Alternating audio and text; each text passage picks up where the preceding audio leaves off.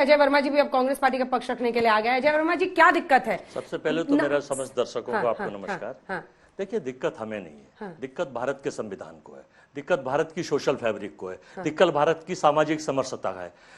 आप कह रहे हैं कि एक संविधान बना था 2006 में, खास सुरक्षा कानून, जिसमें लिखा गया था कि नाम लिखना जरूरी है। पता ना किसके लिए लिखना जरूरी था? जो फर्म के संचालक होंगे। ये जो ठेले वाले, रेहड़ी वाले, प्रधानमंत्री जी की योजना थी पकौड़ा तलो, विशेष योजना थी। ये लोग रेहड़ी वाले, बुग्गी वाले, क्या ये लोग संचालकों में आते हैं, फर्म के संचालक माने जाते हैं? ये रोजी रोटी कमाने के लिए गरीब लोग, आर्थिक समानता बिगड़ रही है, 1% के पास 40% पैसा, उनको ये टेम्परेरी, भगवान भोलेनाथ अजर अमर अविनाशी हैं, वो तो बायोलॉजिकल, मैं शायद बायोलॉजिकल वाला मामला नहीं, भगवान भोलेनाथ की नगरी में। और जब ये कामड़ का काम चल रहा है तो वो कहते हैं हिंदू, मुस्लिम, सिख, ईसाई, बौद्ध, पारसी। भारत का संविधान भी कहता है और भगवान भी कहते हैं। लेकिन आप ये बांटने की राजनीति क्यों कर रहे हैं? मानो नाम लिख लीजिए। क्या आप ये जो आबादी है देश में, आपकी आबादी या आपका जो ये है कि रहीम, सलीम, सैलून वाले, बुग्गी वाले, मोटरसाइकिल मिस्त्री, क्या ये खत्म हो? फिर तो आप ऐसा करिए कि डिसाइड कर दीजिए, एक मिनट याद रखिए, डिवाइड कर दीजिए, बोर्ड लगा दीजिए कि अल्पसंख्यक इधर हो जाए और हिंदू। ये काम आपके बड़े नेता कर रहे हैं और यही काम आप कर रहे हैं, और भोलेनाथ की पवित्रता को भी। लेकिन बेसिकली अंजना जी, इनका ये सिस्टम इसलिए नहीं है कि इनको ये करना है, बेसिकली खिसियानी बिल्ली खंबे नोच रही है। देश की सरकार के प्रधानमंत्री जब बैसाखियों पे आ गए, सरकार चुनाव के एजेंडा हार गए, और खास करके अयोध्या और बद्रीनाथ हार गए, तो इन्हें लगा फिर ये बाया इलेक्शन की 13 सीटों में 11 सीटें हार गए, अब ये 10 चुनाव आ रहे हैं, तो ये इनका ओनली पॉलिटिकल विंडेटा, चुनावी अभियान का एक पार्ट है। कोई मतलब नहीं है। उदाहरण दे देंगे, कभी ठाकुर साहब से दिलवा देंगे कि साहब किससे बदला ले रहे हैं जी? आप कह रहे हैं पॉलिटिकल वेंडेटा है, किसके खिलाफ है, किससे बदला ले? केवल नहीं, अपना चुनाव जीतने के लिए और बाबा की कुर्सी बचाने के लिए उत्तर प्रदेश में।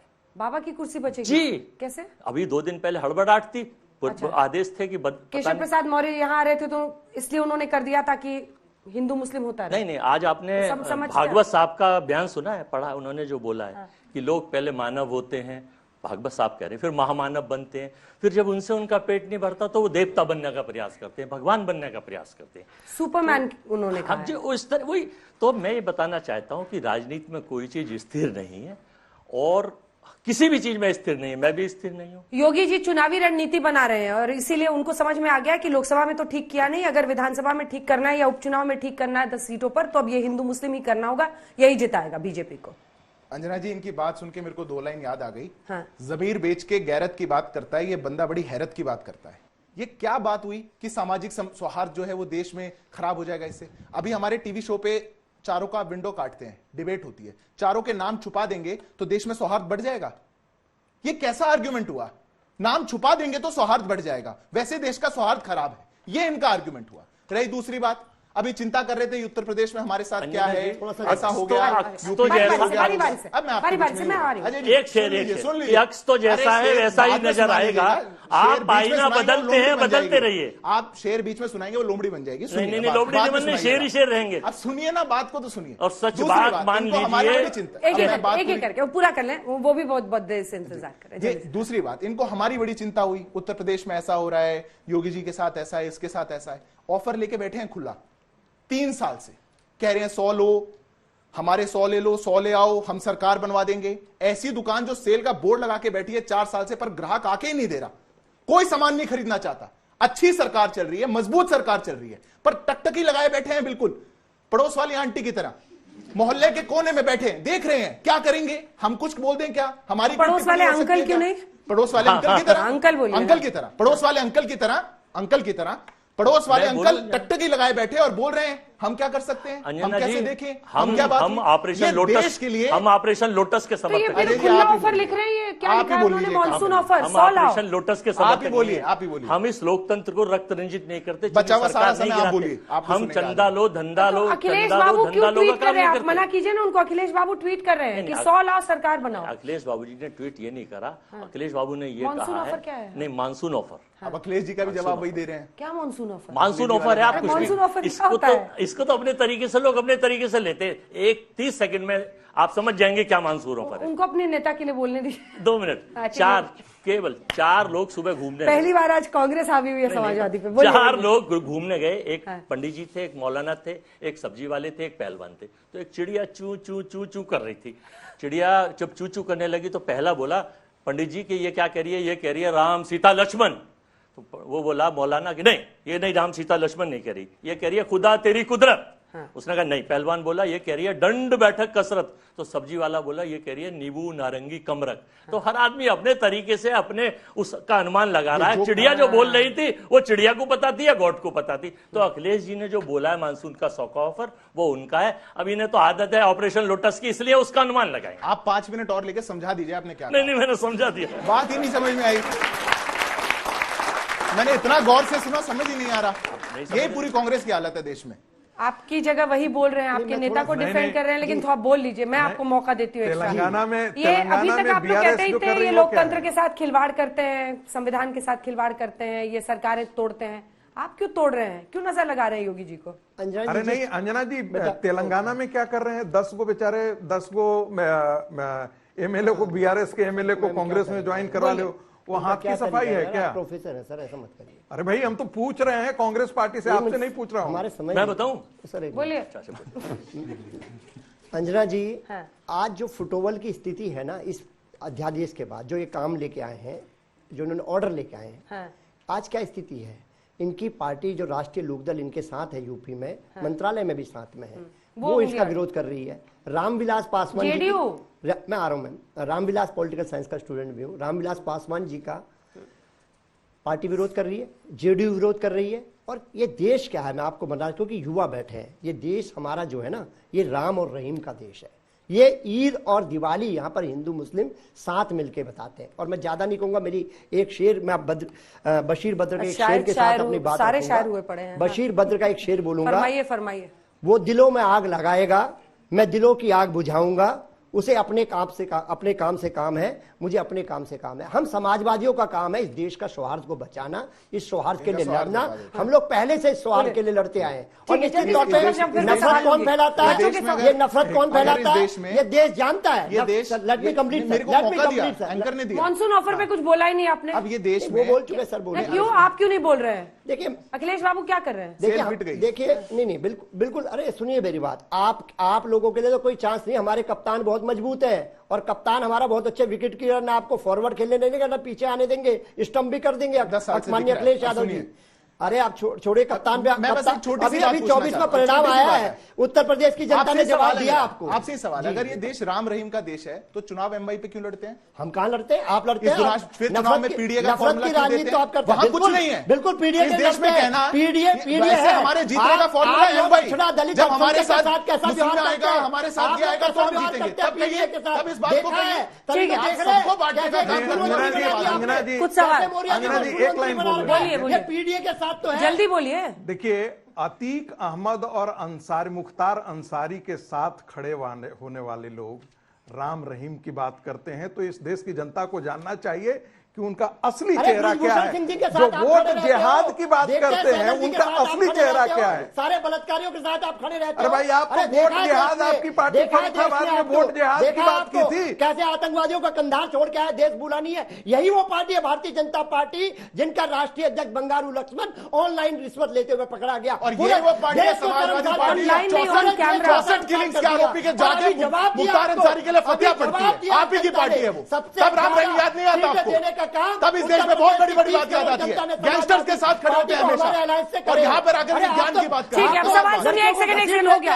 अब जनता के, अरे प्रभु इधर देखिए, अरे प्रभु आप खाली मॉनिटर देख रहे हैं, इधर भी देखिए। सर, अभी आपने कहा कि वो लोग अपना नाम क्यों नहीं दिखा रहे, मुस्लिम वर्ग जो है अपना नाम क्यों छुपा रहा है, उसे छुपाने की जरूरत नहीं है।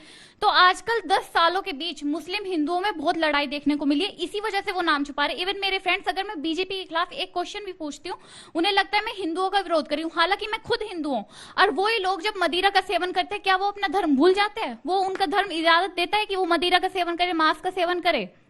तो किसके लिए कह रही हैं आप? मैं बीजेपी के लिए पूछ रही हूँ कि उन्हें ऐसा, ये आपके ने किसके लिए बोला कि वो मदिरा ना पिए? मेरे दोस्त वो ही खुद वैसे अपने आप को हिंदू दिखाते हैं, लेकिन वो लोग ऐसे काम कर रहे हैं, क्या वो हिंदू है? फिर का पान नहीं करे। हिंदू धर्म में कहाँ लिखा हुआ है मदिरा का अरे पान न उनका करें? प्रश्न, अब बच्ची से मत लड़िए। मेरा सवाल बीजेपी से, क्योंकि वो सरकार में है। जैसे कि हमने देखा कि किस तरह से नाम को रिवील करने का बात आई, ऐसे तो फिर हिंदू लोग भी ईद में अपना नाम रिवील कर देंगे, तो देश कहाँ जा रहा है? सबको नाम लिखना है, सिर्फ मुस्लिम्स को नहीं, हिंदूज को भी अपना नाम लिखना है दुकान पे। तो ईद में ना हिंदू लोग अपना नाम लिख देंगे, तो ऐसे तो फिर विवाद हो जाएगा। लेकिन आप देखिए, जैसे सवाल लोकतंत्र क्या में है? पहला हमारा प्रियम्बल में लिखा है कि हम भारत के लोग, तो भारत के धर्म से पहले हम भारत के लोग हैं, तो ऐसे तो विवाद हो जाएगा। ठीक, एक रुक जाइए, अभी 2-3 मेरा सवाल आप सब लोगों से कोई भी जवाब दे सकता है कि अगर हम लोग, मतलब हम यहाँ पे डिस्कशन कर रहे हैं कि कौन सी पार्टी किसको कौन ऐसे बढ़ावा दे रहा है, डिवीजन कर रहा है, लेकिन कौन सी, मेरा सवाल ये है कि कौन सी पार्टी या कौन जो है समाज को समझाएगा कि हमें ऐसा नहीं करना चाहिए। पर क्या समझाना है समाज को? कि एक दूसरे से नफरत नहीं करनी है। हाँ, सर, क्या ऐसी जरूरत पड़ी कि आपको संविधान हत्या दिवस लाना पड़ा? जब आप 10 साल सरकार में थे तो पहले भी तो ला सकते थे।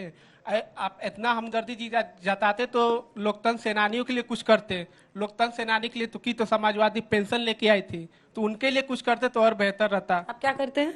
स्टूडेंट है। 400 दिनों से ऑलमोस्ट मणिपुर में जो 2 वर्गों के बीच में हिंसा चल रही है, उसमें सरकार अनइन्वॉल्व्ड क्यों है?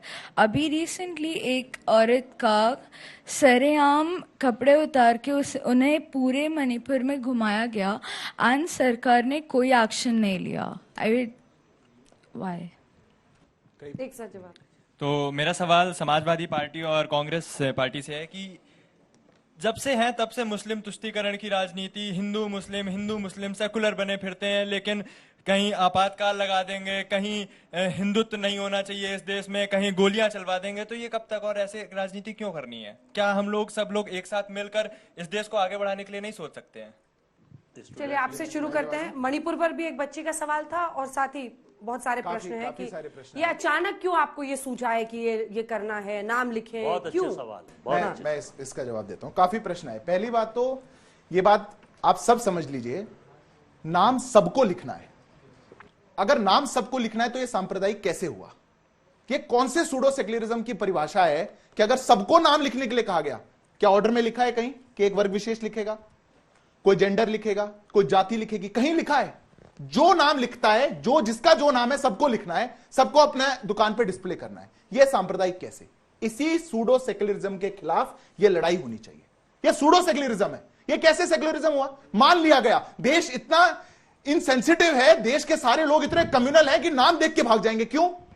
मैं लूंगा जाकर के, क्यों? लेकिन इसकी गारंटी कौन देगा कि उनके साथ आर्थिक भेदभाव नहीं होगा?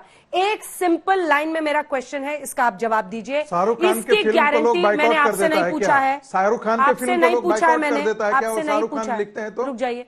इस बात की गारंटी कौन देगा कि उन मुस्लिम दुकानदारों के साथ आर्थिक भेदभाव नहीं होगा? क्योंकि इससे बड़ा अपराध नहीं हो सकता है। देखिए अंजना जी, इस बात की गारंटी सिर्फ देश की जनता देगी। देश की जनता को तय करना है कि वो सामान कहां से लेते हैं। देश के दुकानदारों को तय करना है कि वो सामान अच्छा दें, सच्चाई के साथ दें, सच्चे नाम के साथ दें, अच्छी क्वालिटी का दें। बाहर 10 दुकानें हैं, कौन गारंटी देगा कि 10 बराबर चलेंगी? कौन गारंटी दे सकता है? पर खाने पे लिखेंगे ना, सुनिए ना सर, खाने पे लिखेंगे ना, veg food, non veg food, हलाल फूड, नॉन हलाल फूड। आदमी पर थोड़े लिखना शुरू कर दीजिएगा कि हिंदू, ये मुस्लिम, ये हलाल खाने वाला, ये नॉन हलाल खाने वाला। किसी आदमी पे नहीं लिखा। हलाल सर्टिफिकेशन तो पहली बात हम तो करते नहीं, पर किसी आदमी पे नहीं लिखा। अगर दुकान पे लिखना है, कानूनन लिखना है। मैं पूछता हूं, कोई भी दुकान पे अंजना जी, कहीं भी आप अपने नाम के नीचे अंजना ओम कश्यप लिखती हैं, तो उसको क्यों छुपाएंगे आप? ये सांप्रदायिक कैसे हुआ? मैं अपने सवाल में दम है, सवाल में दम है। नाम छिपाने में क्या प्रॉब्लम? नाम क्यों छिपाना? आप मेरी बिल्कुल ये सही कह रहे हैं कि नहीं छिपाना चाहिए। लेकिन वो मुजफ्फरनगर के ठेली वाले, आम वाले, बुग्गी वाले, उनका भी नाम छिपाने में क्या प्रॉब्लम है? उनका क्या, एक बात बताइए, आखिर आप ये धर्म की आधारित राजनीति, ये विभाजनकारी नाम क्यों छिपाना है? मैं आपके बीच में नहीं बोला, मैं बता रहा हूं कहां से है। भारत का संविधान बिल्कुल भी इजाजत नहीं देता अंजना जी कि आप इस तरह के कोई आदेश करें। या तो फिर आप कैबिनेट से पास करिए, आप मेजोरिटी में हैं पूरे। देखिए आपके जनता दल नहीं, मैं बता रहा हूं, आपके जनता दल, बीच में मत बोलिए, उनको बोलने दीजिए। आपके जनता दल ने, चिराग पासवान की पार्टी एलजेपी ने, आरएलडी ने और कई पार्टियों ने इसका विरोध करा है। हमारी नेता प्रियंका गांधी ने भी कहा है कि जेडीयू ने कहा है जिस पर सरकार टिकी हुई है। इसे बदलिए। लेकिन ये केवल अगर आपको आदेश ऐसा करना है ना तो पूरे हिंदुस्तान में कैबिनेट से पास करिए और करिए आपका एजेंडा, तो पब्लिक को पता चलेगा ना।